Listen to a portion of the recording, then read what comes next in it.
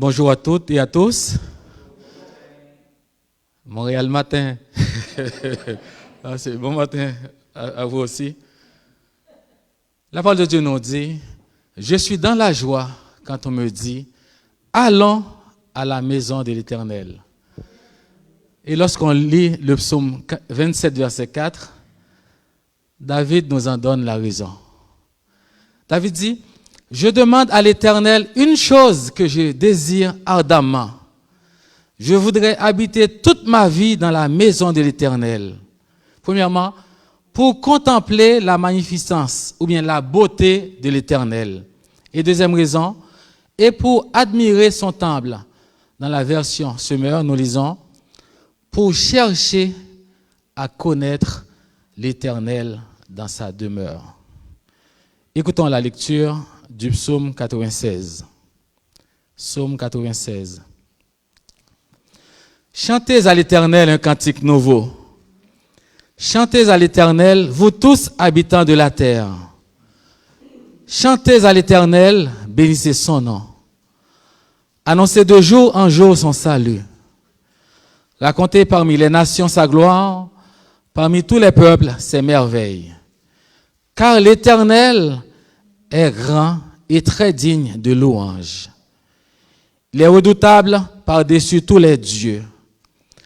Car tous les dieux des peuples sont des idoles. Et l'Éternel a fait les cieux. La splendeur et la magnificence sont devant sa face. La gloire et la majesté sont dans son sanctuaire. Famille des peuples, rendez à l'Éternel. Rendez à l'Éternel gloire et honneur. Rendez à l'Éternel gloire pour son nom. Apportez des offrandes et entrez dans ses parvis. Prosternez-vous devant l'Éternel avec des ornements sacrés. Tremblez devant lui, vous tous habitants de la terre. Dites parmi les nations, l'Éternel règne, aussi le monde est ferme, il ne chancelle pas. L'Éternel juge les peuples avec droiture. Que les cieux se réjouissent et que la terre soit dans l'allégresse. Que la mer retentisse avec tout ce qu'elle contient. Que la campagne s'égaie avec tout ce qu'elle renferme. Que tous les arbres des forêts poussent des cris de joie devant l'Éternel. Car il vient pour juger la terre. Il jugera le monde avec justice et les peuples selon sa fidélité. Prions avec pasteur Marc Sénat.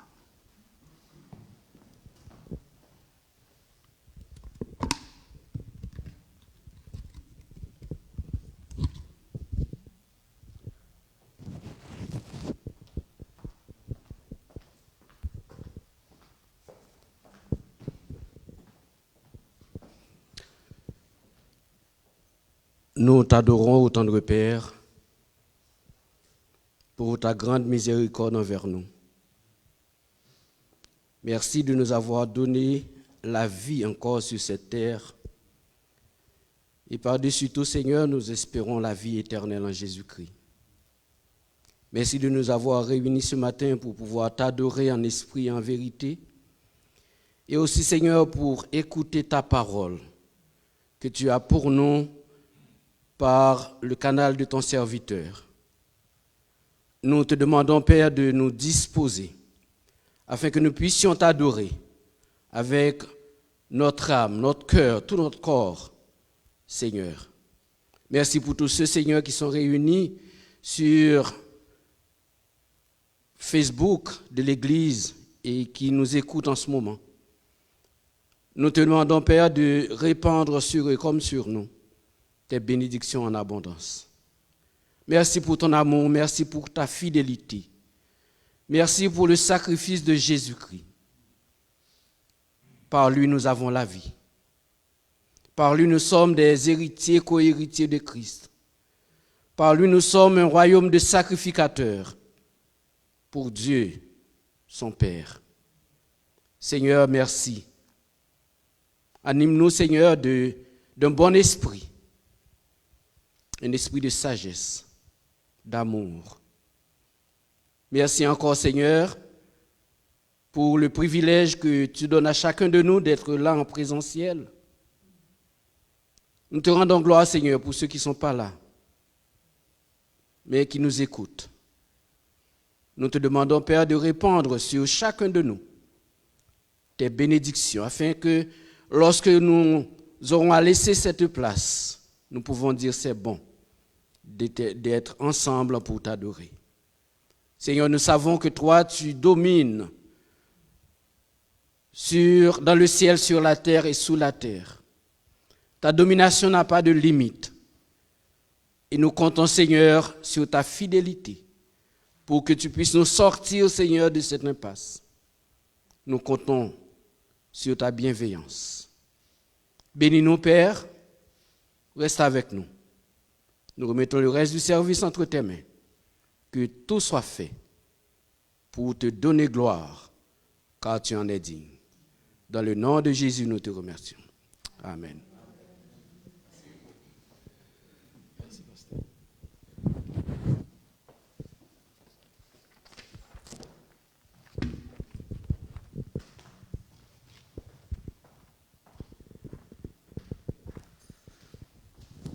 Écoutons maintenant le cantique « Gloire à l'agneau ».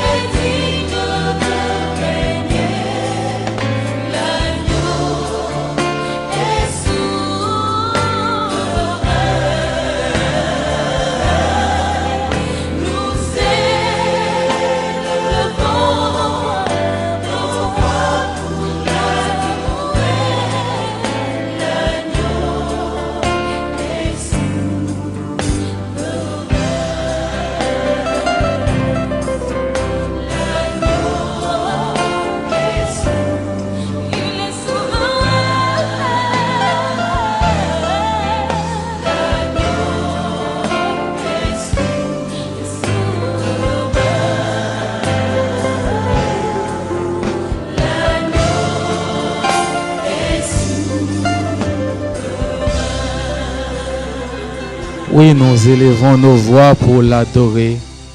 L'agneau est souverain. Ce cantique est tellement beau, nous allons l'écouter à nouveau. Gloire à l'agneau.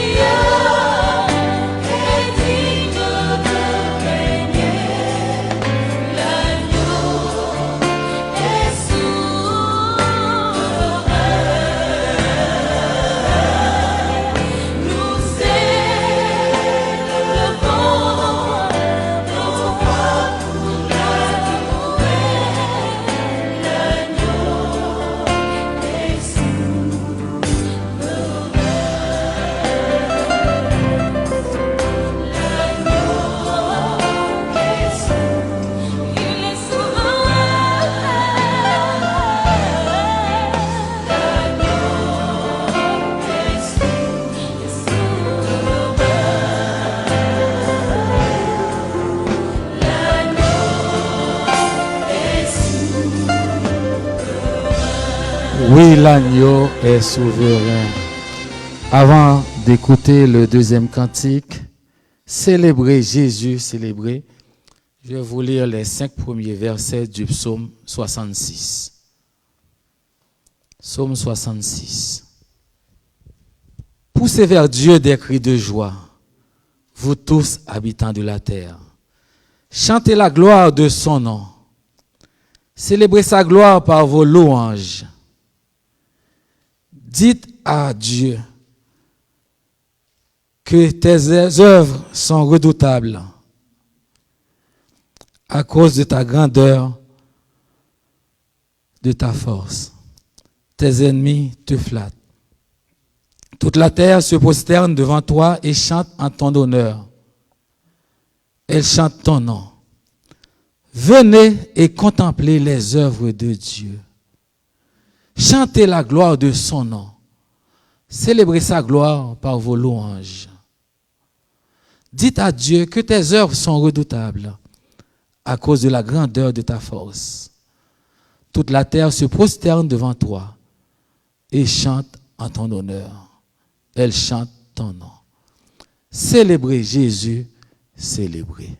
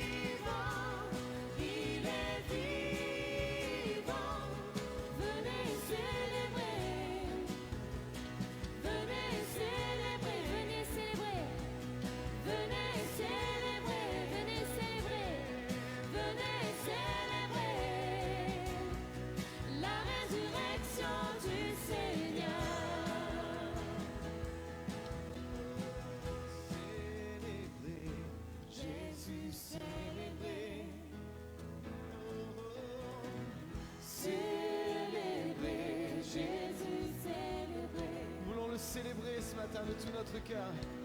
Célébrer Jésus, célébrer. Oh, oh, oh.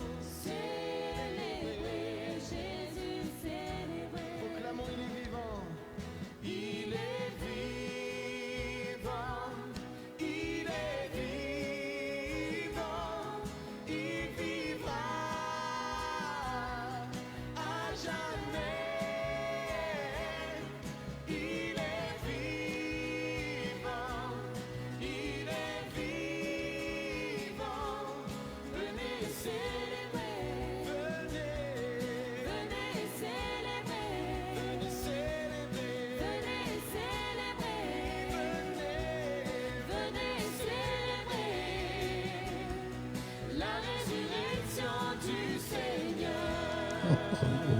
Ok, nous allons demander maintenant à notre frère de prier pour nous. Notre frère Dion.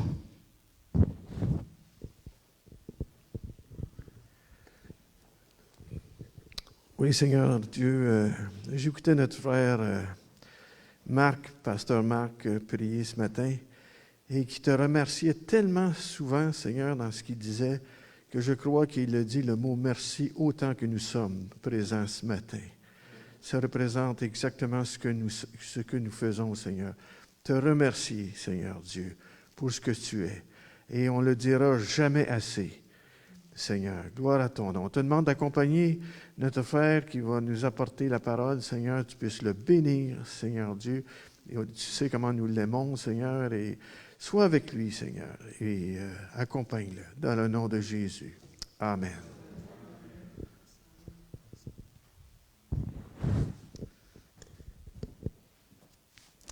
Quel privilège pour moi ce matin de vous présenter M. Sylvain Paradis, c'est lui qui va nous apporter la parole de Dieu. Nous savons que le Seigneur nous réserve de grandes bénédictions et nous n'avons plus besoin de le présenter. Bienvenue parmi nous, Pasteur Paradis. Que Dieu puisse t'utiliser pour bénir notre âme.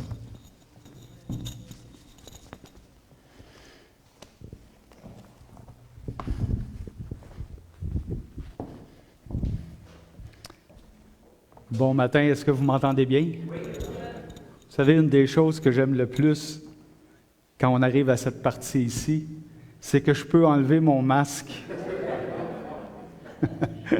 Je pense que vous n'avez pas encore la permission de le faire vous-même, hein?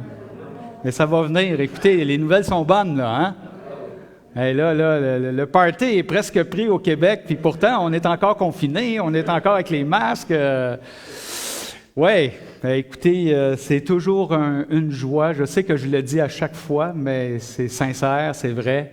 C'est un plaisir et une joie d'être avec vous. Ça me fait toujours plaisir de vous revoir, de revoir votre visage. Donc, j'espère que ce matin, les quelques passages qu'on va regarder ensemble sauront vous encourager. Et ma prière est que le Seigneur puisse utiliser sa parole et que je sois un canal, comme disait le frère Marc, pour vous communiquer le plus exactement, le plus précis possible ce que l'Écriture dit. En passant aussi, j'ai demandé la permission à Pasteur Jean d'enlever mon veston parce que j'avais peur d'avoir l'air de sortir de la douche à la fin du 45 minutes. Donc, si vous voulez, j'aimerais prier à nouveau. On a déjà prié, mais j'aimerais bien prier à nouveau pour remettre la suite entre les mains de notre Seigneur. Seigneur, Père du ciel, quel cadeau, quelle bénédiction d'être ici ce matin. Je te suis reconnaissant, puis je veux te remercier pour cette Église qui persévère dans la foi, dans ses rencontres, dans ce désir de vouloir t'élever, te glorifier, en apprendre davantage, grandir en toi, vivre leur foi. Et je te prie que tu puisses vraiment les bénir d'une façon spéciale ce matin. Et non seulement ce matin, mais tout au long de toutes les rencontres que tu leur accordes en 2021 et Seigneur, pourquoi pas jusqu'à ton retour. Alors, puisses-tu les bénir. Et pour moi, ce matin, je veux me placer devant toi. Je te prie que je veux livrer mon cœur à toi. J'aimerais que tu sois libre d'agir en moi afin de dire l'essentiel. J'aimerais dire les choses que toi, tu dirais, Seigneur, si tu étais ici, physiquement. Et Seigneur, je te remets ce bon temps ensemble pour la gloire de ton nom, nous te prions. Amen. Amen. La dernière fois, on a parlé qu'il y avait plusieurs demeures dans la maison de mon Père, Jésus a dit, puis il est parti nous préparer, ou du moins, il nous a préparé une place, et un jour, on va se retrouver avec lui pour toujours. C'est réconfortant, n'est-ce pas? Et je pensais, en pensant à tout ça, je pensais au fait de notre pierre tombale de la famille. Moi, je suis comme père, mère, frère, sœur, je suis le dernier, c'est-à-dire je suis le prochain. Parce que ma sœur est décédée étant jeune d'un cancer, ma mère est décédée il y a déjà plusieurs années, et il y a 3 ans, mon père nous a quittés et est décédé. Alors, conséquemment à ça, la vie, c'est comme ça. On a tous nos deuils, vous vivez tout ça, mais je ne sais pas comment vous réagissez ou pour vous, comment est-ce que c'est, mais quand je vais faire un tour au cimetière, puis je me retrouve devant la pierre tombale familiale, tu sais, là, je vois le nom de ma sœur, je vois le nom de ma mère, et plus dernièrement, c'est le nom de mon père. Et le prochain sur la liste, c'est mon nom. Ça fait un petit quelque chose quand même.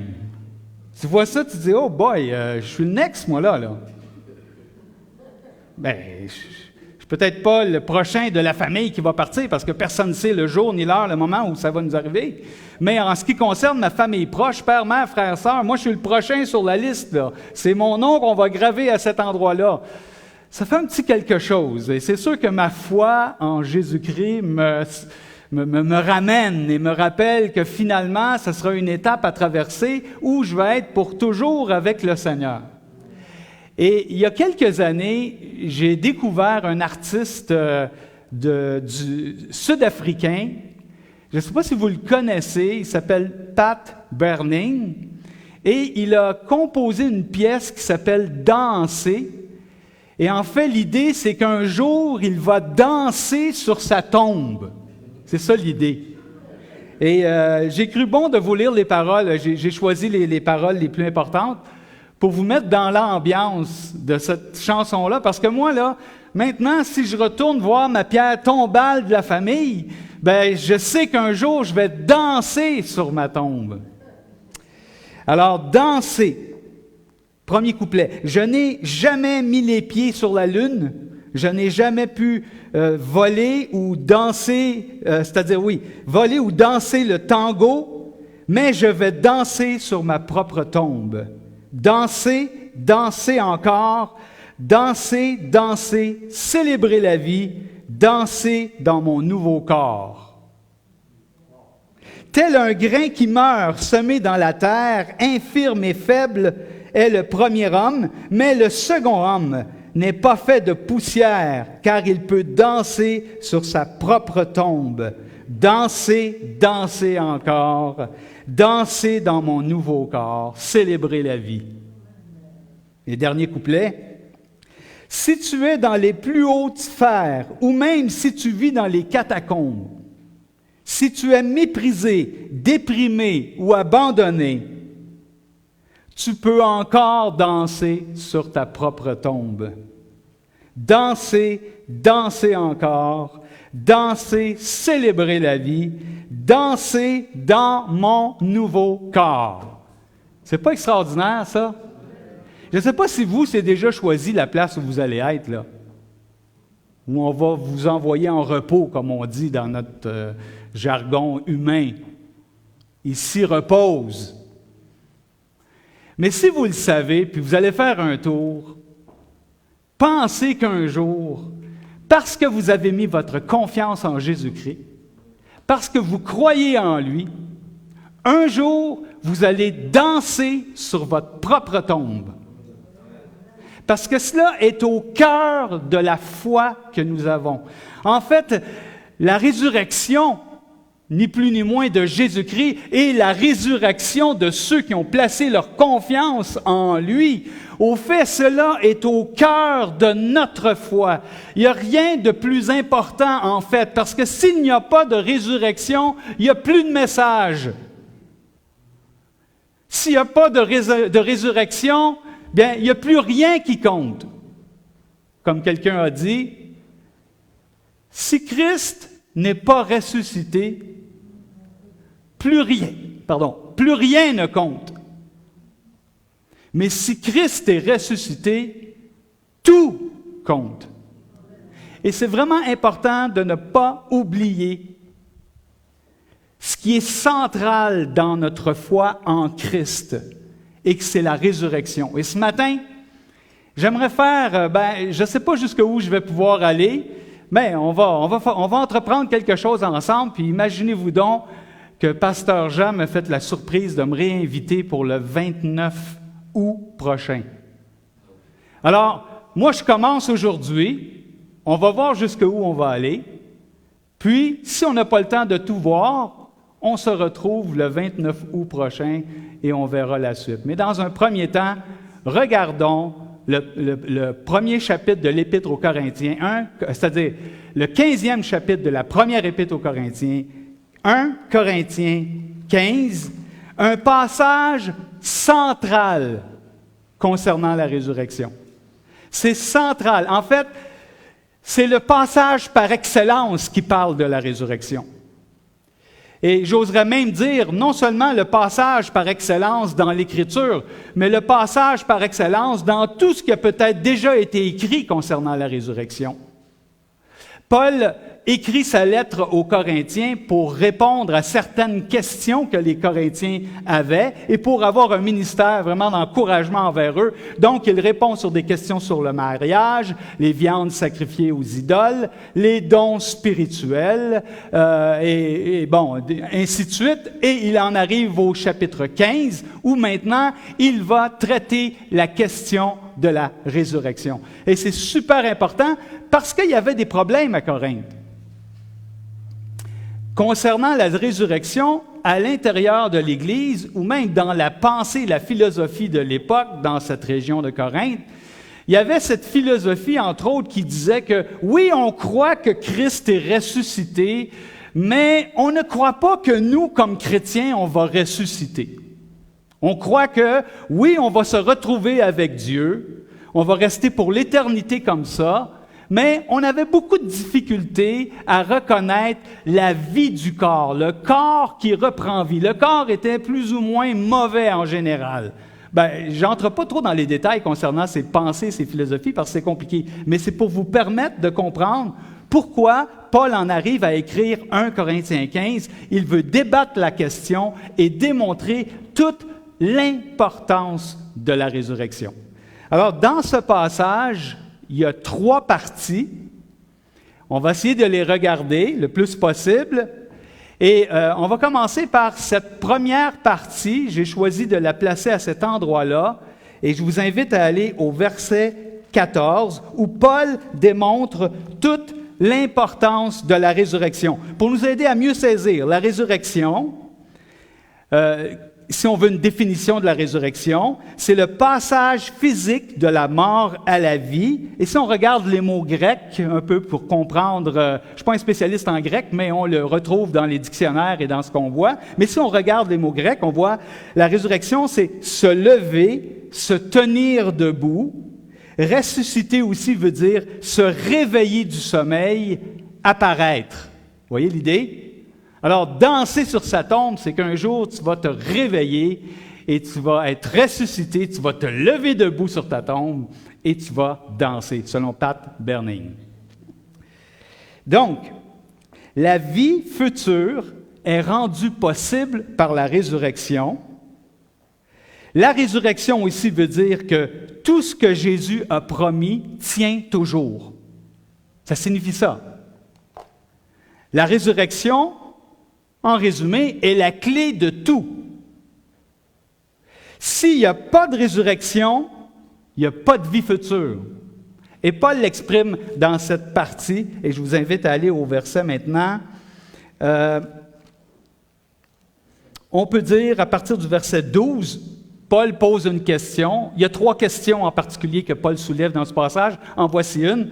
Il dit, « Or, si l'on prêche que Christ est ressuscité des morts, pourquoi quelques-uns parmi vous disent-ils qu'il n'y a point de résurrection des morts à cause de l'influence des philosophies de l'époque qui avaient un impact dans l'Église? » Et là, Paul, il va un peu plus loin. Puis il veut vous faire ressortir, « Hey, c'est important la résurrection, à ne pas oublier, à mettre en première loge dans notre foi, dans notre espoir. » Mais il le fait un peu d'une manière particulière, en démontrant, voici ce qui arrive s'il n'y a pas de résurrection. Puis là, il donne des explications. Donc, s'il n'y a point de résurrection, verset 3, 13, s'il n'y a point de résurrection des morts, Christ non plus n'est pas ressuscité.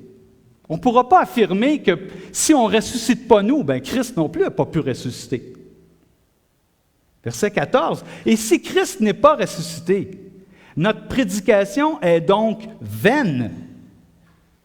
Si Christ n'est pas ressuscité, tout ce qu'on prêche, tout ce qu'on annonce, c'est vain, c'est inutile, ça ne sert plus à rien.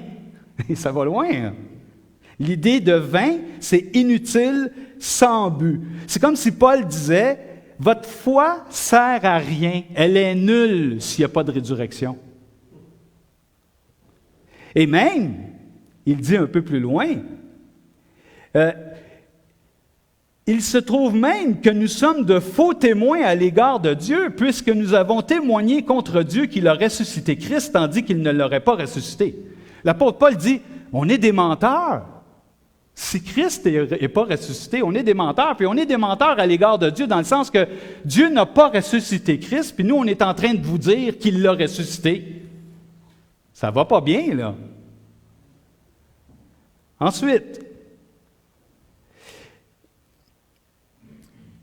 car si les morts, verset 16, ne ressuscitent point, Christ non plus n'est pas ressuscité, et si Christ n'est pas ressuscité, votre foi est vaine. Si Christ n'est pas ressuscité, oubliez la grâce, oubliez le pardon, oubliez la vie chrétienne abondante, oubliez tout ça. Ça n'a plus de sens. Parce que c'est au cœur de votre foi. Quand vous pensez à votre foi, ce qui la rend vivante, c'est parce que Christ est ressuscité, selon ce que Paul est en train de dire. C'est ce qui rend votre foi vivante. Donc, c'est votre espoir le plus grand. Parce que puisque Christ est ressuscité, maintenant, vous pouvez aujourd'hui vous-même espérer avoir cet espoir. Non pas dans le sens, ouais, j'espère qu'un jour que ça va arriver, mais dans le sens d'une certitude. J'ai la certitude que cela va arriver parce que Christ l'a accompli. Et quand on regardait l'évangile de Jean la dernière fois, où on voyait qu'il a dit « Ne laissez pas vos cœurs vous troubler, croyez en Dieu et croyez en moi », puis là, il défile un paquet d'encouragements par la suite, il s'en va à la croix, et qu'est-ce qu'il fait? Il a vaincu la mort, il est ressuscité, il apparaît aux disciples, et finalement, c'est la victoire complète. Et l'espérance que cela nous communique, c'est qu'un jour, toi aussi, tu vas danser sur ta tombe. C'est vrai. Appliquez-le à vous aujourd'hui. Parce que c'est ça la foi. C'est vraiment important. Je ne sais pas si vous connaissez Tim Keller, qui est un auteur très connu, très aimé de la génération des pasteurs d'aujourd'hui, de plus en plus. Dans mon temps, moi, c'était John MacArthur, par exemple. Mais aujourd'hui, Tim Keller devient comme quelqu'un qui est bien en vue. Il y a Don Carson, etc., etc. Mais Tim Keller a dit ceci. L'issue n'est pas si vous aimez ou non l'enseignement de Jésus, mais plutôt s'il est ressuscité des morts ou non. C'est ça, l'issue, le plus important. Tu peux dire, l'enseignement de Jésus, c'est-tu beau, l'enseignement de Jésus? Oui, c'est beau. C'est extraordinaire, c'est fantastique. Mais ce qui rend tout ça fort et vivant, c'est que Jésus-Christ est ressuscité. Et il dit, si Jésus est ressuscité des morts, vous devez alors accepter tout ce qu'il a dit.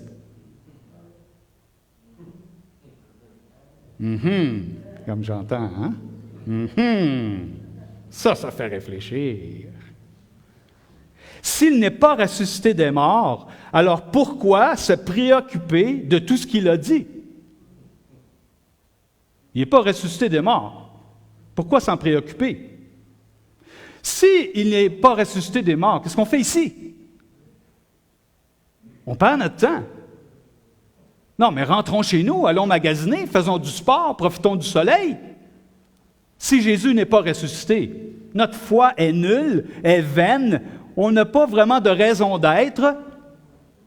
Alors, Paul veut démontrer vraiment l'impact, la folie de penser que Christ ne serait pas ressuscité dans le contexte de la foi chrétienne et ici d'une Église chrétienne. Voyons donc. Si Christ est ressuscité, cela veut dire automatiquement que ceux qui placent leur confiance en lui, un jour, vont ressusciter aussi. Et c'est votre espérance, tu sais. En fait, c'est pas de savoir quand tu vas partir. Parce que, tu sais, quand tu regardes la pierre tombale, là, que je vous parlais là, de ma famille, par exemple, là, je vois la date où ma sœur est née, la date où elle est décédée, ainsi de suite. Et moi, je pourrais écrire tout de suite ma date où je suis né, mais la date Oh, écoute, on espère aller le plus longtemps possible. Hein? Dans notre société, on cherche à nous prolonger le plus longtemps possible, tu sais, étirer, retarder, aller le plus loin possible. Il y a même eu un article il y a plusieurs années dans la presse qui parlait de comment devenir centenaire ou comment vivre centenaire. Puis là, il disait, fais du sport, il faut que tu aies une bonne génétique, par exemple. Fais du sport, il faut que tu sois en santé, tu prends des bonnes décisions. Bon, il y avait la nourriture, bon, tout ça. Mais le plus important, c'est pas quand. Le plus important, c'est qu'un jour, je vais être avec le Seigneur. Puis un jour, par l'espoir, par la foi que j'ai placée en lui, un jour, je vais ressusciter. C'est ça notre espérance de la foi. C'est là que Jésus se démarque sur toutes les autres. Il est ressuscité. Il a vaincu la mort. Conclusion, Paul dit, sans résurrection, pas d'espoir, pas de salut, plus rien. Alors, il reste juste une chose à faire. Mangeons et buvons, car demain, nous mourrons. Ce verset-là se trouve aussi dans 1 Corinthiens 15, au verset 32. Alors, si c'est ça, mangeons et buvons, on va mourir demain, profitons-en. Ça, c'est la pensée de ceux qui nient ou qui ne croient pas ou qui remettent en question la résurrection. Mais il est clair que l'apôtre Paul est en train de leur donner tous les arguments pour démontrer, hey, ça serait la pire folie. Puis même, il dit, si Christ n'est pas ressuscité, j'ai une mauvaise nouvelle pour ceux qui pensent que Christ n'est pas ressuscité, vous êtes les plus malheureuses personnes qui existent sur la terre.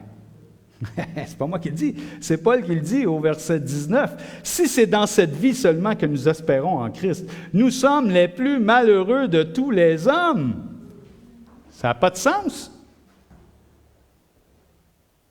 Mais là, au verset 20, il y a le « mais » probablement le plus important de toute l'Écriture. Le « mais ». Tu sais, quand il y a un « mais », là, « mais ». OK, vous êtes comme ci, vous êtes comme ça, vous êtes perdus, vous êtes encore dans vos péchés. Ceux qui sont morts, on ne l'a pas lu, mais il dit dans le passage, ceux qui sont morts avec l'espoir d'un jour retrouver Jésus-Christ, ils n'ont plus d'espoir, ils ne ressusciteront pas eux non plus. Si toi tu ne ressuscites pas, eux non plus, ils ne ressusciteront pas. Le message vaut rien, on perd notre temps, fermons nos Bibles, fermons nos livres, allons-nous-en, faisons autre chose. Mais, verset 20, souvenez-vous de ce mais-là, il est important. Mais, maintenant, Christ est ressuscité des morts. Il a vaincu la mort. Il est les prémices de ceux qui sont morts, c'est-à-dire, il est les prémices de ceux qui sont morts. Le premier qui va ressusciter et qui nous montre le modèle de à quoi ça va ressembler la résurrection. Wow! Moi, je me suis amusé à faire un genre d'inversion de ce que Paul a dit ici, puis je vous le résume rapidement.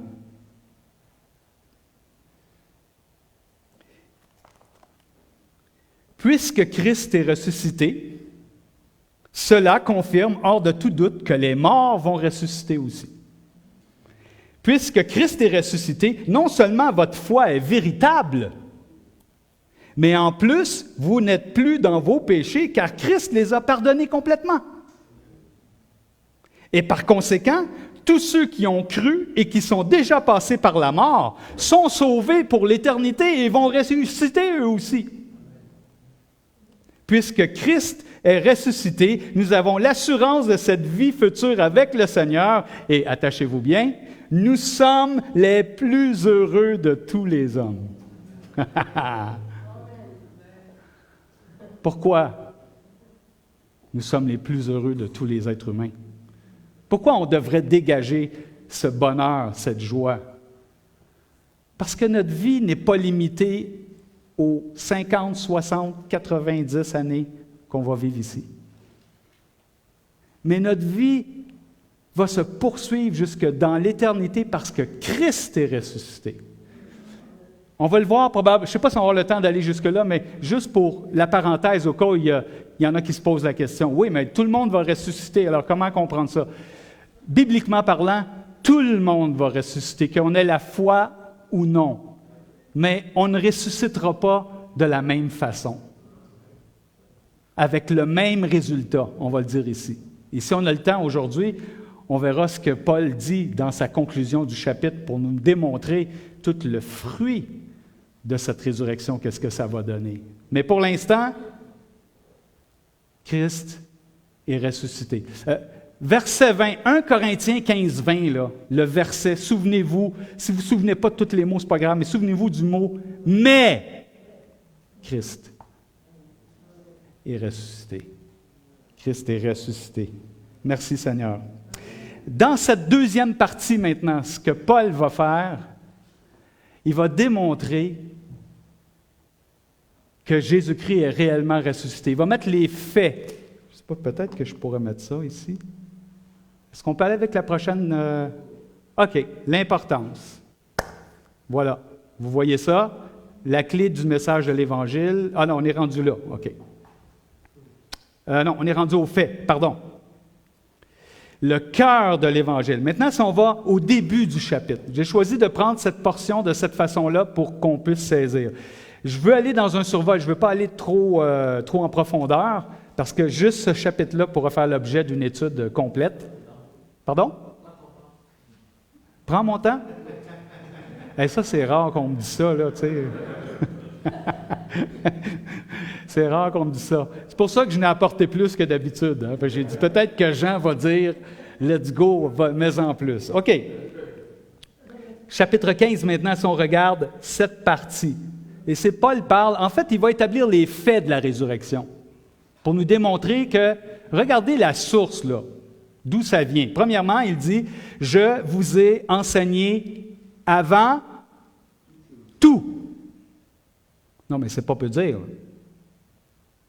Quelle a été la chose la plus importante que Paul a enseignée?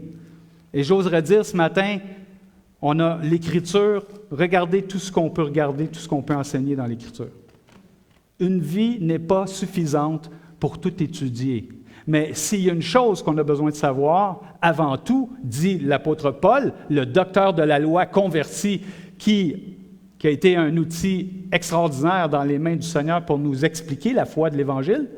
Regardez ce qu'il dit. « Je vous ai enseigné avant tout, comme je l'avais aussi reçu, que Christ est mort pour nos péchés, selon les Écritures. » Christ est mort pour nos péchés. C'est important de le mentionner. Pourquoi c'est important? Parce que le fait que Christ soit mort démontre son humanité. C'est-à-dire qu'il était 100% homme, 100% Dieu. On le voit dans l'Évangile de Jean. Croyez en Dieu et croyez aussi en moi, comme on le disait la dernière fois. C'est-à-dire que Jésus, les paroles de Jésus valent les paroles du Père.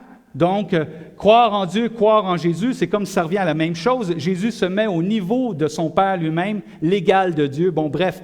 Mais ici, il est mort pour nos péchés. Donc, cela révèle son humanité. On a besoin de savoir que Jésus était 100% homme. Sinon, sa mort n'est pas une véritable mort. Et sa résurrection ne serait pas une véritable résurrection. Vous comprenez ce que je veux dire? C'est important de savoir que Jésus était 100% homme. Ce n'était pas juste une image, un spectre, un fantôme, mais il était réellement vivant avec un corps humain, 100% homme, mais à la fois avec sa nature divine, 100% Dieu. Alors Paul dit, avant tout, il est mort pour nos péchés. Pourquoi il est mort? Parce qu'il était fatigué? Parce qu'il avait une maladie? Parce qu'il est tombé en bas d'une falaise? Il est mort parce qu'il nous aime et il a porté sur la croix nos péchés. C'est ce que Paul dit. C'est pour ça qu'il est mort. Il a pris sur lui-même nos fautes, selon les Écritures. Ce n'est pas une invention qui a été bâtie là, par des bohèmes de l'époque, des artistes de l'époque ou des gens qui cherchaient à créer un effet de religion. Non, c'est les Écritures.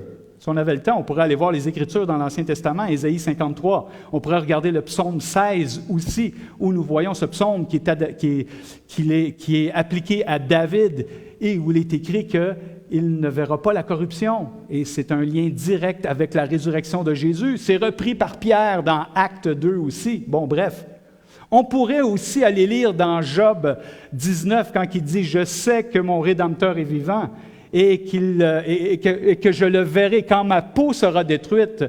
Je contemplerai moi-même », si on va étudier les mots. On n'a pas le temps de tout voir ça, mais c'est juste pour vous informer. C'est comme s'il disait « Ma chair contemplera Dieu ». Qu'est-ce que ça suppose? Alors, selon les Écritures, il a été enseveli, bel et bien mort. On n'a pas enlevé son corps sur la croix, puis pour faire assemblant, puis là, Jésus est allé à l'hôpital de Jérusalem, ils l'ont soigné un peu, puis il est revenu, puis il a réapparu. C'est impossible, toute la souffrance qu'il a vécue. Même s'il avait survécu à la souffrance à la croix, puis on aurait voulu l'enlever avant qu'il puisse subir ça, voyons, il n'aurait jamais été capable de se présenter à cause de ses souffrances. Non, il est enseveli dans le sens qu'il est réellement mort, il a été placé en tombe, et, chose importante maintenant que Paul affirme, qui est la clé de toute la suite du passage 15, et il est ressuscité le 3e jour selon les Écritures. Encore là, ce n'est pas inventé, mais c'est tiré des passages de l'Écriture. Ça a été établi de par le Père, du fait que Jésus viendrait sur terre, il porterait le péché du monde, il mourrait pour nos péchés, et il ressusciterait aussi ensuite. C'est notre espérance. Alors, ce fait-là, deuxième chose qu'il y a aussi dans cette portion de texte, il dit « Il est apparu à Céphas, puis aux 12. » La deuxième chose qui est mentionnée importante aussi, c'est qu'il y a eu des témoins oculaires. Il est apparu à Céphas. Qui est Céphas? Pierre. Simon-Pierre. Simon-Pierre, pourquoi lui, il est apparu à lui? On pourrait faire un lien avec le fait que Simon-Pierre a renié le Seigneur 3 fois et fort probablement qu'après cette expérience-là, il avait fortement besoin d'être encouragé. Hein? Et le Seigneur lui est apparu. Probablement que Pierre, sûrement qu'il comprenait la grâce de Dieu, mais il avait besoin d'être fortifié lui-même. En tout cas, bref, c'est une explication qu'on déduit des autres passages de l'Écriture. Mais il est apparu à Céphas, et après ça, il est apparu aussi aux disciples, aux 12. On a vu à la fin des évangiles, Jésus qui apparaît. Il y a plusieurs apparitions de Jésus qui sont citées dans les évangiles. Je pense qu'il y en a une douzaine à peu près qu'on pourrait relocaliser ou qu'on pourrait retrouver pour démontrer que plusieurs témoins ont vu le Seigneur ressuscité. Mais là où ça dépasse tout, là, c'est la suite de ce que Paul dit. Ensuite, il est apparu à plus de 500 frères à la fois, dont la plupart sont encore vivants et dont quelques-uns sont morts. Qu'est-ce qu'il est en train de dire? Il y a eu au moins 500 personnes qui l'ont vu en même temps ressusciter. Ça, c'est dur. Ça, c'est difficile à nier, là. Ça prend combien de témoins pour dire qu'une chose est valable dans notre façon de fonctionner? 2, 3 témoins. Mais là, il y a 500 frères à la foi que Paul est. À la fois, pas la foi FOI, là, mais à la fois FOIS. Hein? C'est quelque chose. 500. Là, il dit, quelques-uns sont morts. OK, mettons qu'il en reste 400. Okay? Imagine que j'ai la liste de téléphone de ces 400 personnes. Puis je vous l'envoie, puis je dis, tu ne me crois pas? Appelle-les. Là, tu te mets à appeler, puis tu entends un après l'autre. Ben oui, je l'ai vu le Seigneur, on était 400-500, on était 500-600. Ben oui, il a dit ça, il a fait ceci, il a fait cela. Là, tu en fais 400 comme ça. Ça va te prendre peut-être plus qu'une semaine, hein? Ce que j'essaie de dire, c'est que c'était vérifiable. Le grand nombre de témoins en même temps, à ce moment-là, fait ressortir hors de tout doute le fait de la résurrection de Jésus-Christ qui a été vu par de nombreux témoins. Il a été vu par des témoins de façon personnelle, il a été vu par des témoins, c'est-à-dire l'ensemble des 12, et il a été vu par plus de 500 personnes à la fois. Réfléchissons aussi un peu quelques instants. Pourquoi les disciples, au moment de l'arrestation de Jésus, s'en vont se cacher puis ont peur? Ils s'enfuient. Et subitement, après la croix et après la résurrection de Jésus, selon l'Évangile, ils se retrouvent dans les actes et Pierre celui qui a eu peur, celui qui a renié le Seigneur, se lève devant des milliers de personnes, il parle du Seigneur, puis 3000 conversions, 3000 personnes qui sont convaincues de ce que Pierre dit, il parle de la résurrection. C'est quoi qui fait la différence si ce n'est pas la résurrection et qu'ils ont été témoins du fait que Jésus est ressuscité? Parce que ça serait quoi la logique d'être prêt à mourir pour quelque chose qu'on sait pas vrai ou faux? Pensons-y un instant. Imaginez les apôtres qui disent, bon, nous autres, on va partir une religion. On va faire à croire à tout le monde que Jésus est ressuscité. Mais on sait que c'est pas vrai, on ne l'a pas vraiment vu. Puis là, tu lis l'histoire des Actes, Pierre qui s'était enfui parce que quelqu'un lui a dit, « Hey, tu connais Jésus, toi? » Lui, il s'est sauvé, il l'a renié. Il a renié le Seigneur 3 fois, c'est ce que le texte dit. Subitement, il devient un héros dans les Actes. Il parle de Jésus à tout le monde. Il se fait arrêter. Il s'expose à se faire battre de verges par les soldats romains, d'être jeté en prison. Il est même jeté en prison à un moment donné, puis il est libéré. Bon, bref, pourquoi ont-ils décidé d'aller de l'avant et d'annoncer l'Évangile? Sinon, parce qu'ils ont vu le Seigneur ressuscité. Et Paul renchérit ça lui-même, parce que dans le même chapitre, il mentionne un peu plus loin, au verset 30 du chapitre 15. J'espère que je ne vous promène pas trop, que vous me suivez toujours. OK. 30 du chapitre 15, verset 30. Et nous, là il parle de lui, pourquoi sommes-nous à toute heure en péril? Chaque jour, je suis exposé à la mort. Je l'atteste, frère, par la gloire dont vous êtes pour moi le sujet en Jésus-Christ, notre Seigneur. Chaque jour, j'expose ma vie. Chaque jour, dans cette période-là, en tout cas, où Paul écrit, il était exposé à être arrêté ou même à se faire tuer. J'étais en prison, avec toutes les conséquences. Alors il dit, si ce n'est dans des vues humaines que j'ai combattu les bêtes à Éphèse, quel avantage me revient-il? Les bêtes à Éphèse, ça peut être deux options d'interprétation. Ça peut être soit véritablement des fauves qui pourraient le dévorer, ou simplement des gens, des méchants opposés à ce que Paul disait et que Paul a interprété ainsi. Mais peu importe un ou l'autre, Paul dit, à quoi ça me servirait de subir tout ça s'il n'y a pas de résurrection? Non, mais, tu sais, ça sert à quoi faire ça? Pourquoi je donnerais ma vie pour quelque chose que je sais qui n'est pas vrai? Ou que je sais que je n'ai pas de preuves plus qu'il faut? Il n'y a pas de logique là-dedans. La seule logique, la seule façon d'expliquer, c'est que Paul a vu Jésus ressusciter.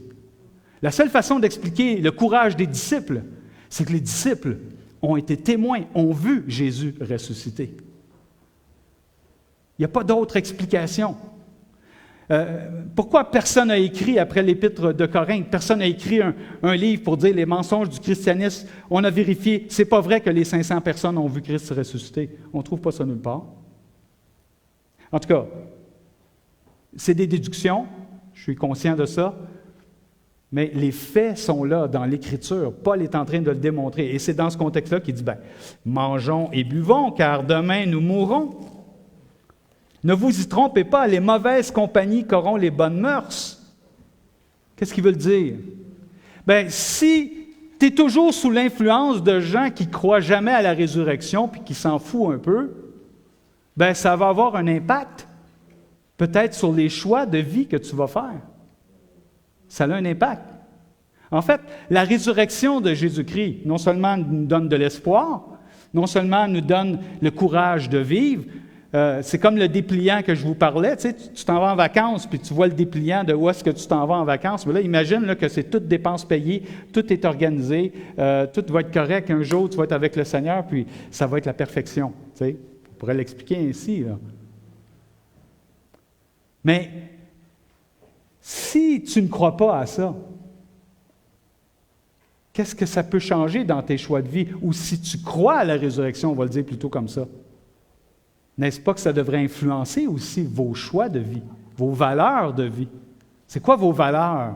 Si vos valeurs, c'est dans la résurrection, vous croyez que Jésus-Christ est ressuscité, cela devrait avoir un impact sur vos choix de vie aujourd'hui, parce que vos valeurs sont liées à ça. Et ça, c'est super important. En fait, la résurrection de Jésus, si j'y crois, devrait influencer en moi le désir d'une vie sainte. Le désir de vivre pour lui. On est loin d'être parfait, puis on est loin d'être parvenu, puis il y a encore beaucoup de chemin à faire.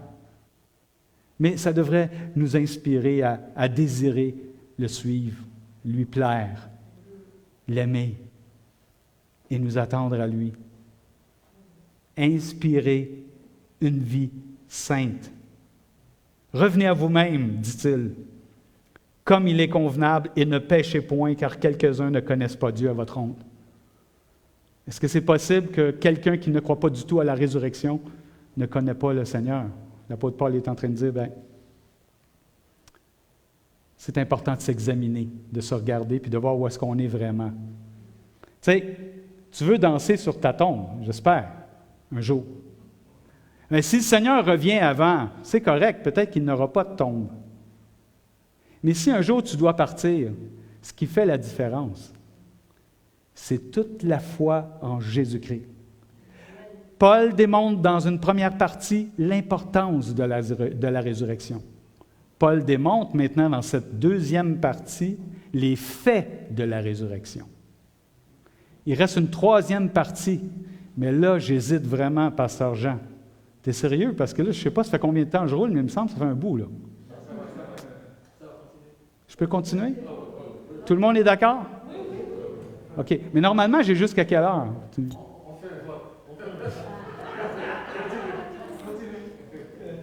Bon, OK.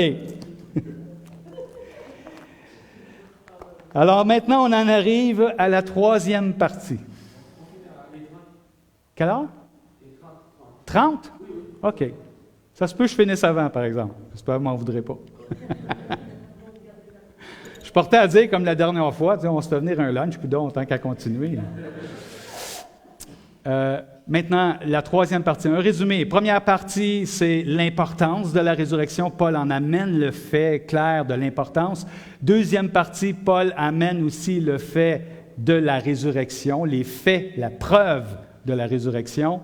Et maintenant, dans cette troisième partie, il va parler du fruit de la résurrection. Le fruit, qu'est-ce que ça va donner? Ça va être quoi le résultat?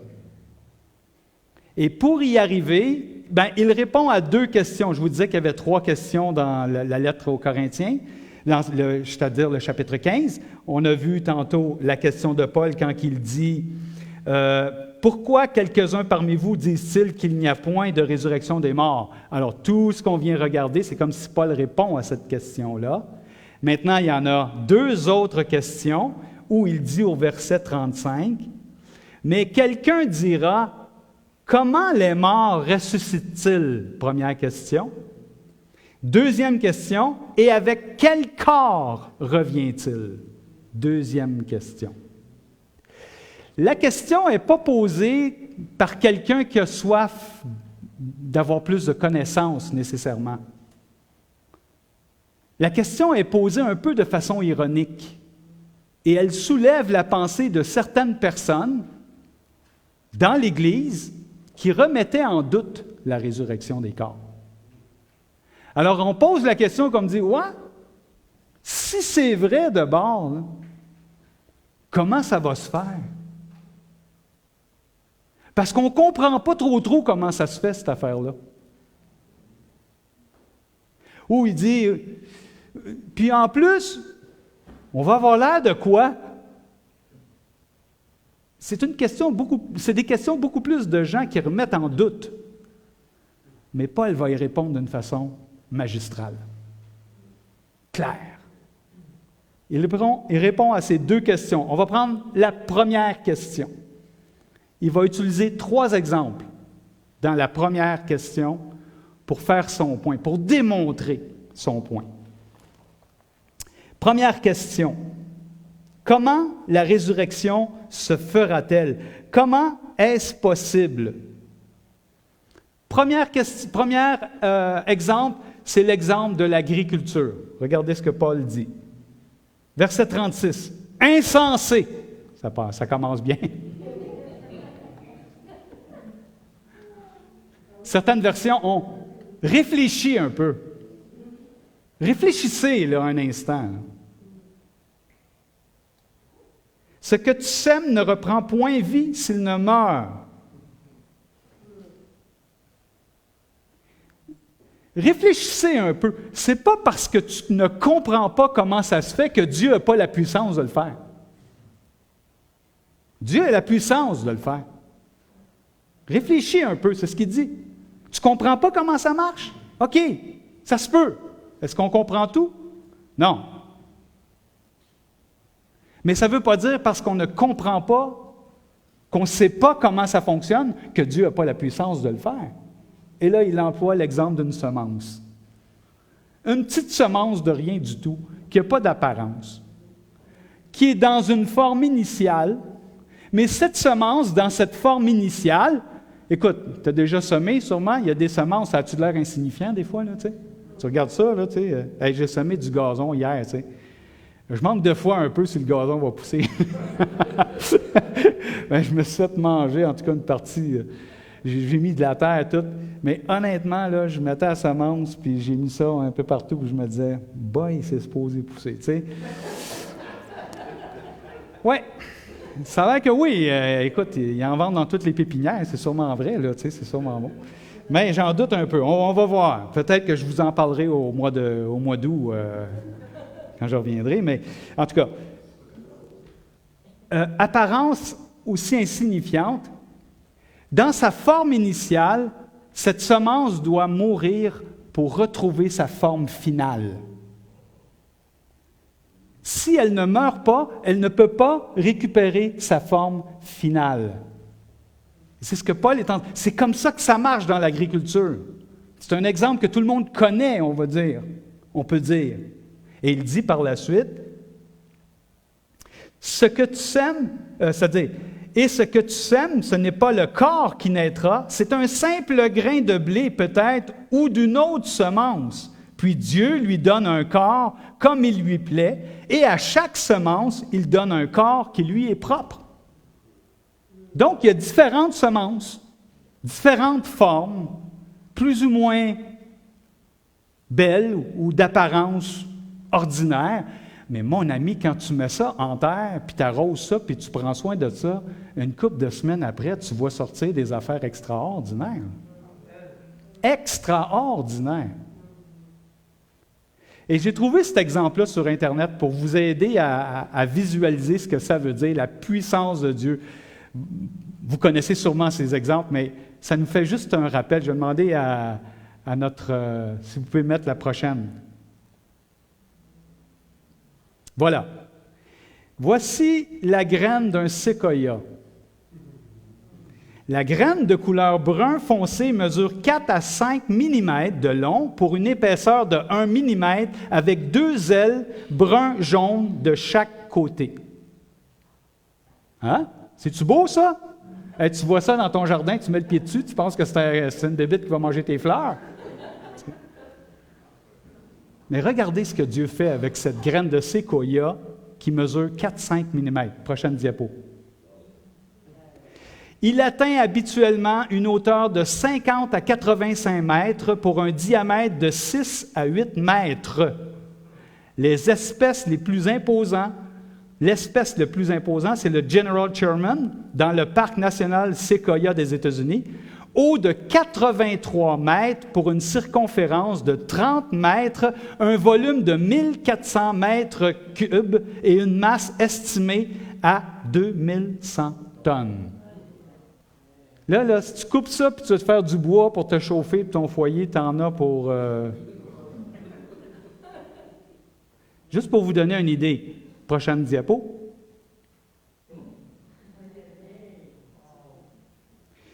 Vous ne pourriez pas avoir 2 séquoias sur le terrain de l'église de Laval-Est.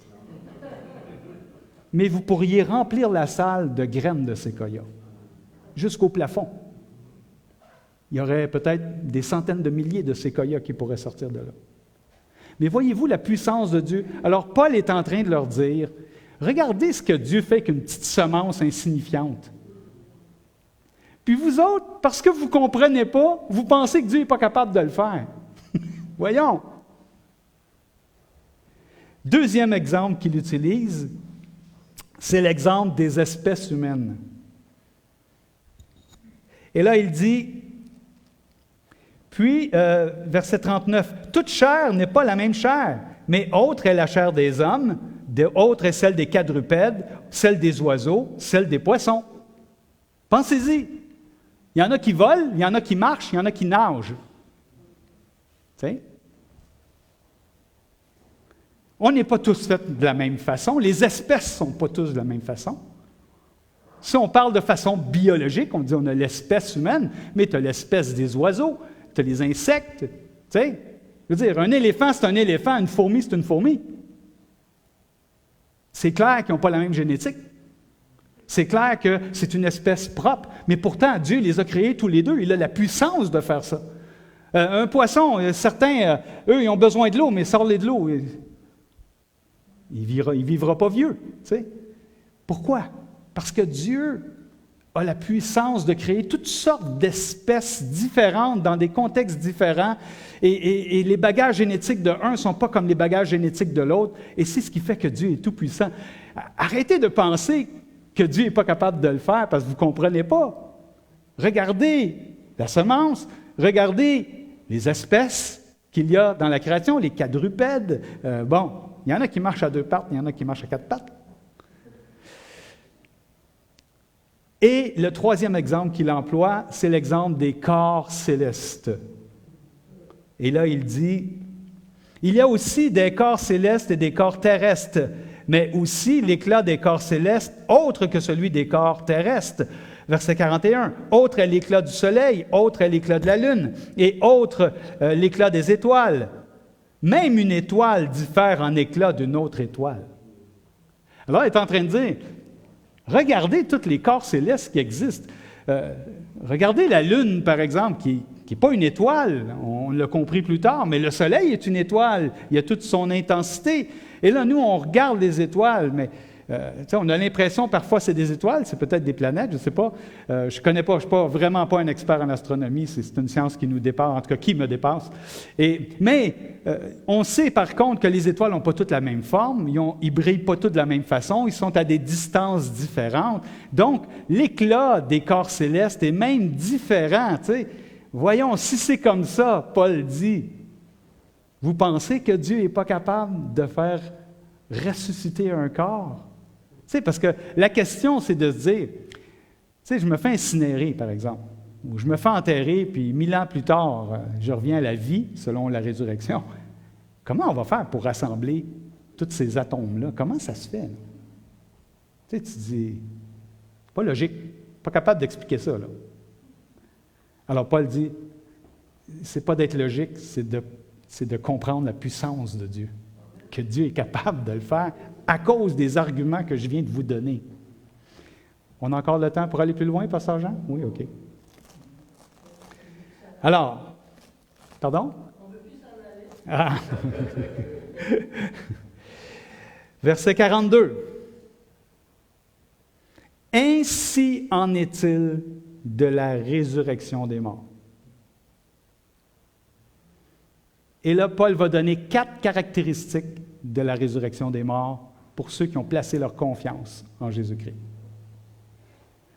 Il va y avoir la résurrection des morts pour tous, mais ici, ce que Paul va décrire, c'est les caractéristiques de ceux qui ont placé leur confiance en Jésus-Christ. Alors, on est prêt? Il répond à la deuxième question, finalement. Avec quel corps allons-nous revenir? Ça, c'est la deuxième question. Et là, il répond à la deuxième question. 4 caractéristiques de ce nouveau corps. Et les 4 caractéristiques, si je les résume ainsi, c'est durabilité, valeur, capacité, force et sphère d'existence. Et je vous explique maintenant qu'est-ce que c'est. Regardons premièrement la première caractéristique au verset 42, où il est dit « Le corps est semé corruptible, il ressuscite incorruptible.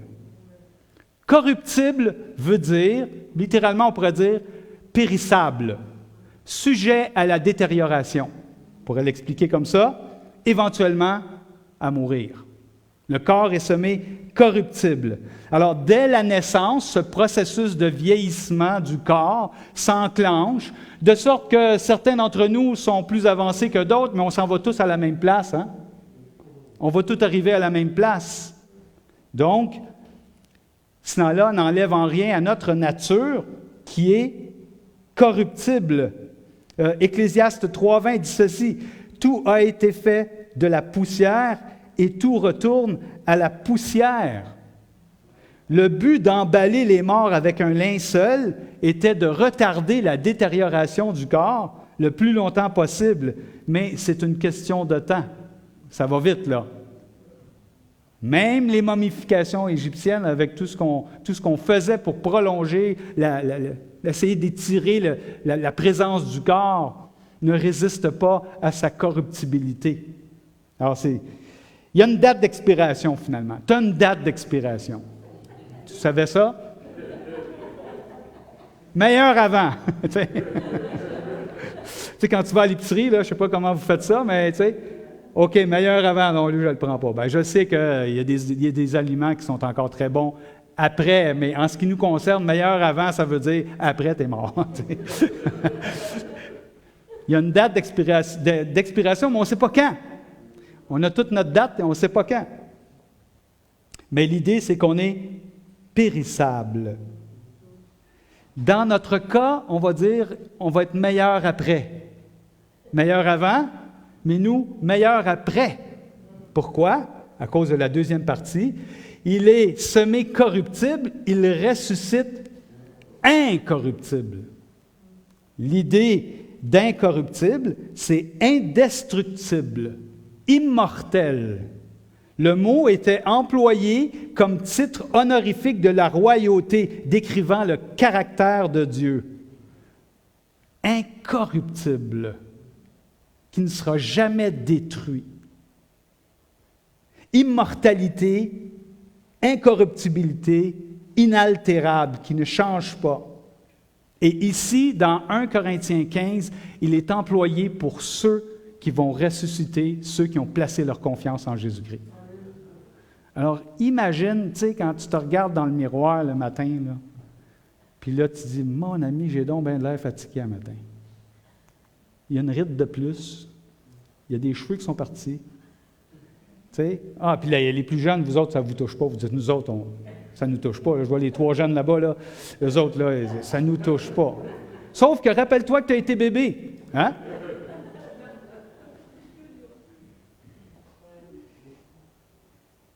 Donc, indestructible ce corps.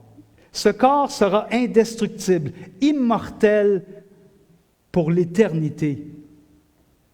Ce corps ne sera pas sujet à la maladie. J'ose le dire parce que la plupart d'entre nous, soit qu'on vit ou qu'on connaît des gens qui vivent intensément avec des problèmes de santé. Hein? C'est pas facile. Ma sœur est décédée à l'âge de 42 ans d'un cancer du rein. Et je me souviens, dans les derniers moments de sa vie, je me rappelle que je lui parlais du ciel. C'était difficile à voir parce que je voyais ses métastases. Je voyais, tu sais, elle avait perdu du poids, elle était inconsciente. Bon, en tout cas, je vous évite les détails, mais je lui parlais du ciel. Je lui racontais comment ça va être dans le ciel et tout ça. Puis à un moment donné, elle a pris comme tout son petit change, comme si elle revenait un petit peu, puis elle disait « Continue, j'aime ça. » C'est parce que l'espoir que le Seigneur nous a donné, personne ne peut répondre comme le Seigneur a répondu en nous donnant l'espérance de la résurrection. Et j'ai lu l'histoire d'un chrétien vraiment enthousiaste qui avait perdu sa lutte contre le cancer. On dit que sa vie démontra que même si son corps physique pouvait être détruit par la maladie, l'esprit peut demeurer triomphant. Et selon l'histoire, on a lu ceci à ses funérailles, et je vous le cite.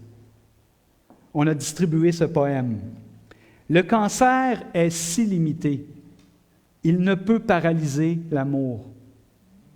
Il ne peut ébranler l'espérance. Il ne peut attaquer la foi. Il ne peut saper la paix.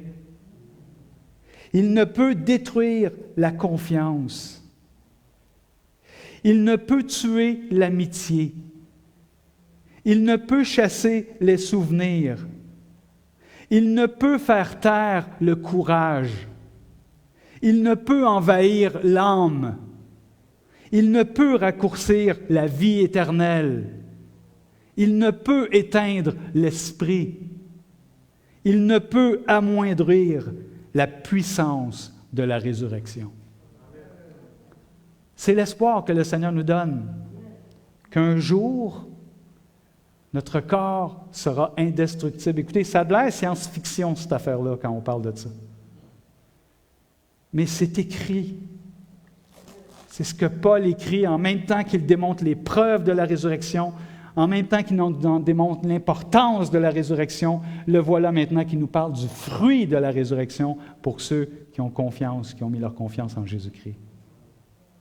Les maladies, les infirmités, les faiblesses qui briment notre joie, notre liberté, toutes ces choses vont disparaître. Il n'y aura pas d'hôpital au ciel. Tu ne pourras pas aller à l'urgence puis attendre 15 heures avant de voir, premièrement, un médecin de médecine générale qui va t'envoyer pour un autre 5 heures avec un médecin de médecine spécialisée.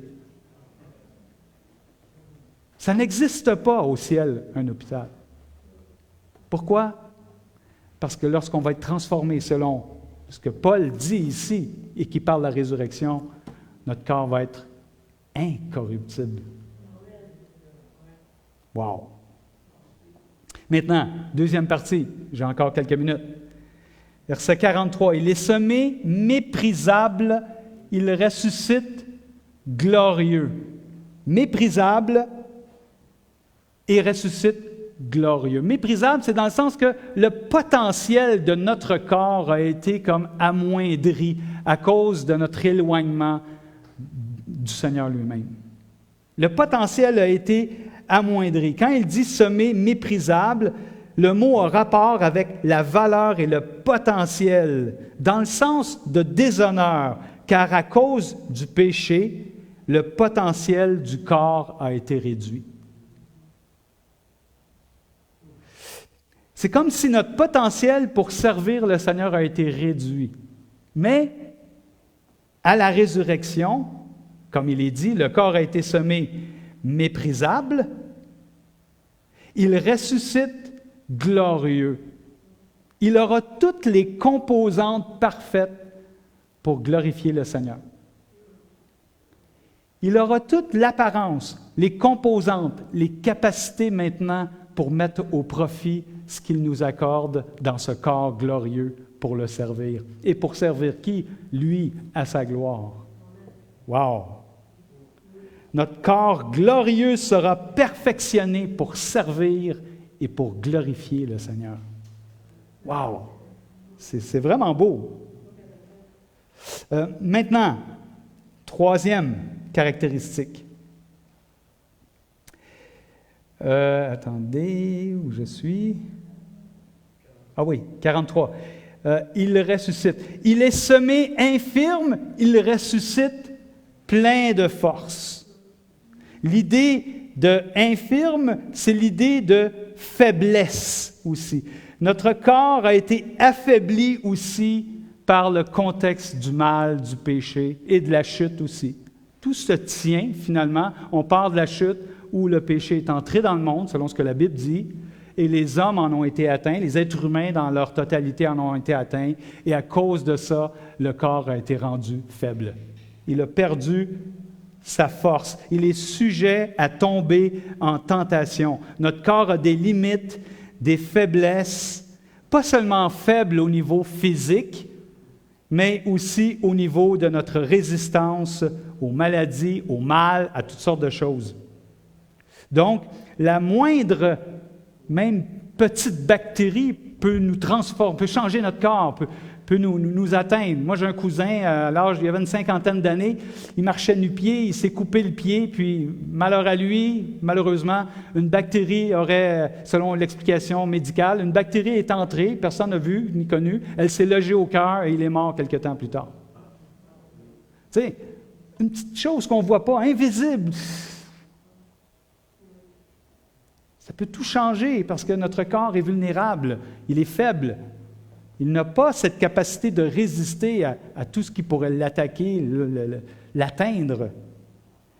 Il a été affaibli par le mal, sujet à tomber en tentation, mais à venir, notre corps sera plein de force. C'est ce qu'il dit.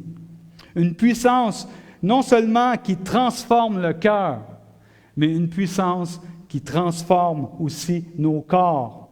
C'est difficile de savoir exactement qu'est-ce que ça veut dire, comment ça va se manifester dans le ciel, mais on peut avoir confiance certainement au Seigneur, que s'il est ressuscité, on pense à Jésus, on pourrait regarder les différents passages à sa résurrection, comment il se comportait, comment il était. On pourrait entrevoir, puisqu'il est les prémices de ceux qui sont morts, on pourrait entrevoir qu'on va avoir des capacités, on va avoir des choses dans notre corps qu'on n'a pas présentement dans le contexte terrestre. D'ailleurs, c'est ce qu'il dit à la dernière caractéristique. Il dit, il est semé naturel, corps naturel. Il ressuscite, corps spirituel. Naturel, on est limité, là, hein? Dans le sens qu'on a besoin d'air pour vivre.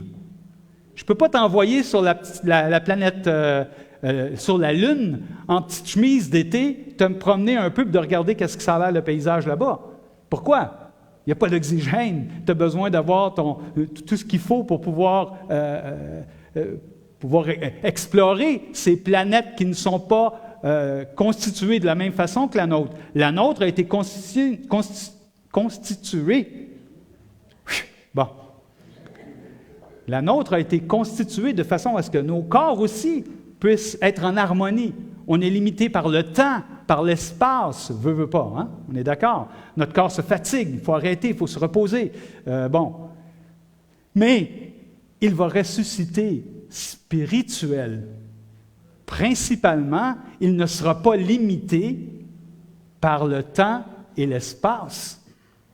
C'est extraordinaire. C'est difficile à imaginer parce qu'on vit dans le temps et l'espace. Mais un jour, selon ce que Paul dit à la résurrection des corps, notre corps spirituel ne sera pas limité par le naturel, mais il va revêtir un côté spirituel, sans limite. Quelle forme, comment ça va servir? Je n'ai pas d'idée ici, j'y vais avec ce que Paul est en train de dire. Mais ce n'est pas fantastique. Je vous ai encore avec moi pour 5 minutes. Il nous reste 5 minutes, puis après ça, on est libre. Donc, ensuite, pour donner l'exemple de ce que ça représente, le genre de corps qu'on va avoir, Paul donne l'exemple des 2 Adams. Verset 45. C'est pourquoi il est écrit, le premier homme, Adam, devint une âme vivante. Le dernier Adam est devenu un esprit vivifiant. Mais ce qui est spirituel n'est pas le premier. C'est ce qui est naturel. Ce qui est spirituel vient ensuite. Alors, il est en train de dire, en d'autres mots, on est premièrement de la descendance d'Adam. On est de la nature d'Adam. C'est notre corps naturel. Adam nous a communiqué le corps naturel, le Adam de la création. Mais maintenant, Jésus qui est associé au deuxième Adam, qui est l'Adam spirituel, c'est le Adam qui nous communique la vie spirituelle et qui va nous communiquer le corps spirituel. Alors, Paul est en train de dire, le corps naturel, c'est naturel. Juste pour vous donner un exemple, il y a eu des résurrections dans le Nouveau Testament. Exemple, Lazare. Il est ressuscité, véritablement, Lazare. Jésus l'a ressuscité, mais il est ressuscité avec son corps naturel. Donc, il est mort une autre fois. Il est ressuscité avec son corps naturel. Donc, oui, c'est fantastique, le Seigneur l'a ramené à la vie. Mais pour avoir la résurrection spirituelle, il faut attendre, selon ce que le Seigneur a dit, le moment où il va revenir, il va intervenir. Ceux qui sont décédés avec le Seigneur vont eux-mêmes se retrouver, être transformés au moment du retour, si jamais nous ou ceux qui sont encore vivants, lorsque le Seigneur reviendra, ils seront aussi transformés en même temps. C'est ce que Paul dit. Mais ça ne sera pas une transformation dans le sens qu'on revient dans le corps naturel, mais on va revêtir le corps spirituel. C'est vraiment quelque chose. Et c'est ce qu'il explique dans la suite. Dans le fond, j'essaie d'aller un peu plus loin. Verset 47, « Le premier homme tiré de la terre est terrestre, le second homme est du ciel. Tel est le terrestre, tels sont aussi les terrestres, et tel est le céleste, tels sont aussi les célestes. Et même, de même que nous avons porté l'image du terrestre, nous porterons aussi l'image du céleste. » Wow! Et là, vous allez passer une belle après-midi, je suis sûr de ça.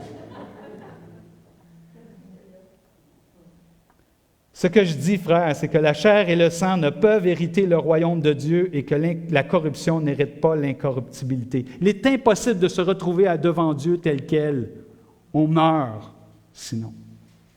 Il faut avoir ce corps transformé qui va être donné à la résurrection. Voici, je vous dis un mystère, nous ne mourrons pas tous, mais tous nous serons changés en un instant, en un clin d'œil, à la dernière trompette. Si je me rappelle bien, le mot en un instant, c'est atomos. Ça se fait vite. Transformé.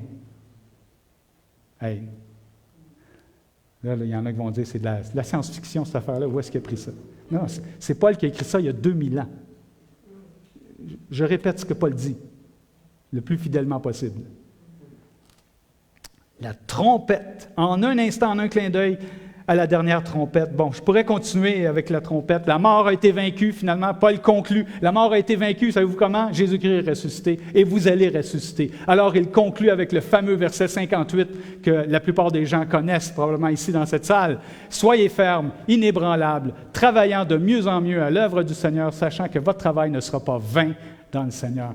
Puisque nous ressusciterons un jour, continuez de travailler pour le Seigneur. » Puisqu'on va ressusciter un jour et qu'on va être dans sa présence, travaillez d'une façon inébranlable. Ne vous laissez pas atteindre par les problèmes, les combats, les difficultés, les mauvaises nouvelles, peu importe ce qu'on pourrait dire. Mais continuez. Soyez fermes. Pourquoi? Parce qu'un jour, on va ressusciter. C'est la raison moteur.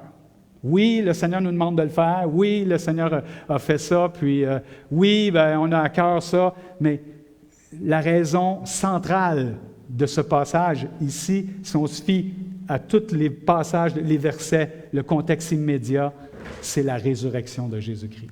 Christ est ressuscité. Si on ne ressuscite pas, fermons nos Bibles, allons-nous-en chez nous. J'ai le goût de finir avec ça. Verset 20. Mais, Jésus est ressuscité. Seigneur Père du ciel, qui suis-je pour parler de toutes ces choses? Je te remercie, Seigneur, pour ta parole tellement claire. On vient de traverser un chapitre important, un des plus importants de toute l'Écriture, qui démontre la réalité de la résurrection.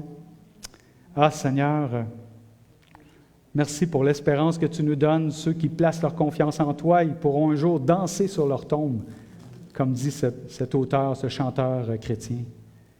Merci, Seigneur, pour ta parole et, Seigneur, rends-nous toujours conscients du fait que tu es tout-puissant et tu vas manifester un jour ta puissance en ressuscitant d'entre les morts tous ceux qui ont placé leur confiance en toi. En Jésus-Christ, nous te prions. Amen.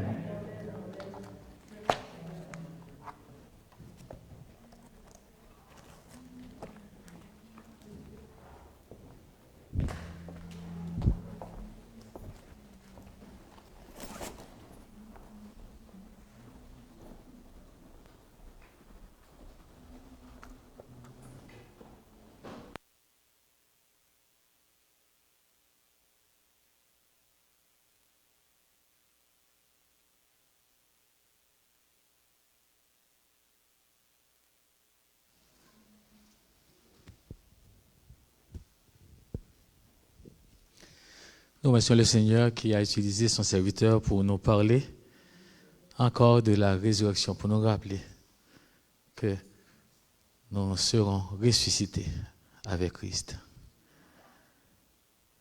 Et j'aime bien la parole de Dieu, je pense en Éphésiens chapitre 2, verset 4, l'apôtre Paul va dire « Mais Dieu, qui est riche en amour et en miséricorde, à cause du grand amour dont il nous a aimés. Il nous a rendus à la vie et il nous a ressuscités ensemble. Merci Seigneur. Nous allons écouter maintenant les annonces de cette semaine. S'il y a des gens qui célèbrent leur anniversaire de naissance, mariage, non, à l'église, peut-être si c'est votre fête, donc je vous souhaite un joyeux anniversaire. Que Dieu vous bénisse abondamment. Donc il n'y a pas de visiteurs aujourd'hui. Et j'ai profité de cette occasion pour vous dire, vous voyez les rideaux qui sont là, oui ou non? Ici. Ah, c'est beau. Ah oui. Ah, c'est vraiment beau. Merci Seigneur. Donc c'était un don d'un couple. Ce couple est avec nous. Ah ouais. Il ne s'attendait pas à ça. Mais si vous voyez l'avant-dernière rangée. Donc, on va remercier Dieu, on les applaudit aussi. Merci Seigneur. Merci Seigneur. Toute la gloire est à Dieu. Merci. Je ne vais pas dire leur nom pour ne pas les... Donc, merci Seigneur. Nous sommes contents d'avoir aujourd'hui, de voir la famille Garcia. Donc, famille Garcia, notre frère Lionel, la sœur Poupina, Dave et Zoé. Et je taquine toujours Zoé. Je ne sais pas si, Zoé, tu veux prier pour nous aujourd'hui? Non? Qui va prier? Dave? Ah oui, merci Seigneur de votre présence. Et nous vous attendons mercredi, vendredi soir de 18h40 à 20h pour le temps de prière, partage, méditation et louange. Et nous vous invitons aussi à écrire la phrase crois-tu.ca sur votre Google. Donc c'est un ministère qui met à votre disposition des témoignages de personnes dont la vie a été transformée par la rencontre personnelle avec le Seigneur Jésus-Christ. Et maintenant, écoutons le cantique Majesté.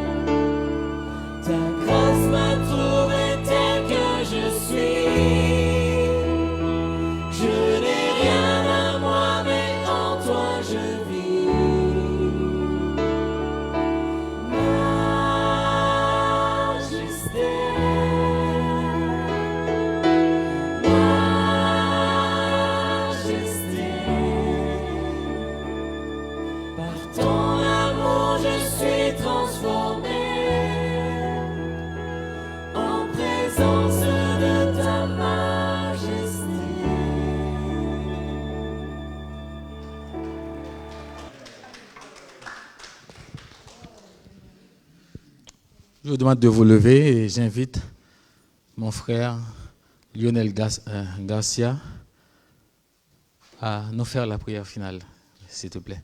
Frère Alain, micro rouge, s'il te plaît.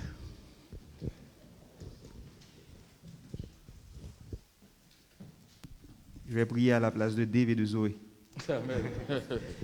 Prions le Seigneur. Seigneur, merci ce matin pour cette grâce que nous avons eue de nous réunir en ta présence. Merci pour les chants qui ont béni nos cœurs et qui t'ont glorifié aussi. Merci Seigneur pour ta parole ce matin qui nous rappelle de l'importance de la résurrection.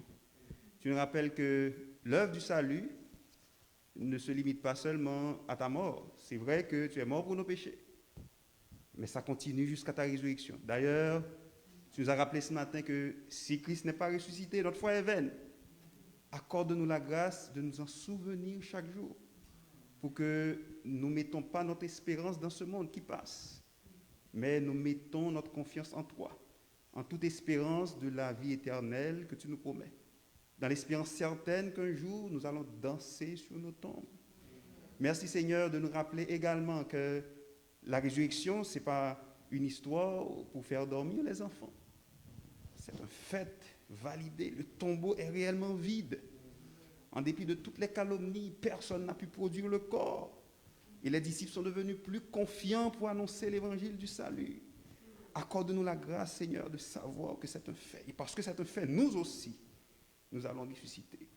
Merci, Seigneur éternel, Dieu d'amour, pour l'œuvre que tu as accomplie au travers de ce ministère. Merci d'avoir conduit des hommes de toutes parts pour continuer à te glorifier dans ce quartier, Seigneur. Bénis ton serviteur, le pasteur Obed. Continue, Seigneur, de le fortifier. Bénis sa femme, Seigneur, la sœur Françoise. Pourvois à leurs besoins. Nous prions ce matin pour ceux-là qui sont malades dans leur corps et qui sont ici. Nous prions que tu les touches ce matin parce que tu guéris encore, Seigneur. Visite-nous, Seigneur. Donne-nous d'avoir une excellente semaine, que nous puissions être sel et lumière dans nos environnements, que nous puissions témoigner par notre comportement de la résurrection et ainsi des hommes et des femmes qui ne te connaissent pas puissent tourner le regard vers toi. Nous comptons sur ta fidélité. Fais au-delà de ce que nous te demandons ce matin. Par Jésus-Christ, lui qui vit au siècle des siècles. Amen. Merci beaucoup, mon frère.